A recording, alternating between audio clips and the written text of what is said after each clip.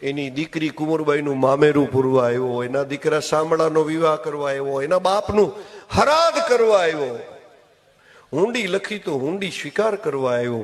અને વળી પાછો પોકાર કરીને નરસૈયો એમ કે મારી પાસે બીજું કાંઈ નથી હો મારા નાથ. શું છે કે મારી દોલતમાં જાજ પખવાજ રે, મારે કોઈના બાપની નથી પરવાન રે. આની ખુમારી તો જુઓ, મારે કોઈના બાપની પરવા. સતાર સાઈ પણ કે છે નથી બીક કોઈની મને આ જગતમાં, ફક્ત એક મારા હું પ્રભુથી ડરું છું. મને જ્યાં ગમે ત્યાં